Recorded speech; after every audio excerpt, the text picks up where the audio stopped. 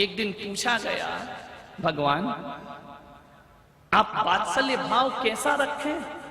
तो महावीर ने उदाहरण दिया, गाय और बछड़े की तरह रखिए।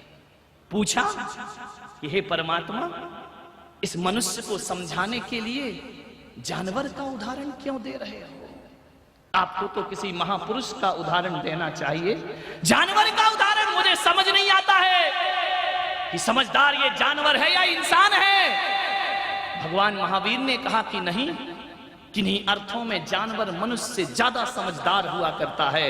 इसलिए उन्होंने कहा गाय और बछड़े की तरह प्रेम रखिए, गाय और बछड़े की तरह वात्सल्य भाव रखिए। हमने पूछा कि भगवान गाय और बछड़े का उदाहरण क्यों दिया है? आप ये भी तो कह सकते हैं ना कि माँ बेटे की तरह प्रेम रखिए।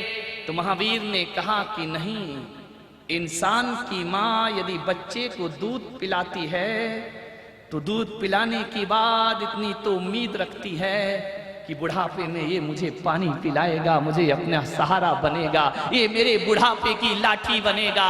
यह भाव तो एक इंसान की माँ जरूर रखती है, मेरे वंश का नाम रोशन करेगा।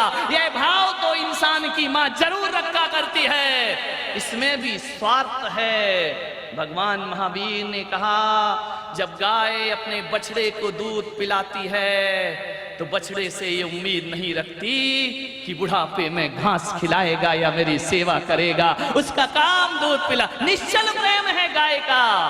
गाय बदले में कोई उम्मीद नहीं रखती है। जिस दिन बछड़ा घास खाने लायक हो जाता है वह अपने बछड़े को छोड़ दिया करती है, ध्यान रखिए। लेकिन इंसान के बछड़े तो ऐसे हैं। समझ गए क्या? ऐसी बातें आपको डायरेक्ट समझ में आती है। 80 साल में भी छाती से छोड़ा, पड़ा पड़ा मर रहा और हाय हाय कर रहा। ध्यान रखिए, विचार करिए। जानवर अपने बच्चों को छोड़ देता, हम तो वो लोग हैं जिंदा तो छोड़ते नहीं हैं, मरे को भी याद कर करके रोते रहते हैं। वाह रे इंसान का प्यार।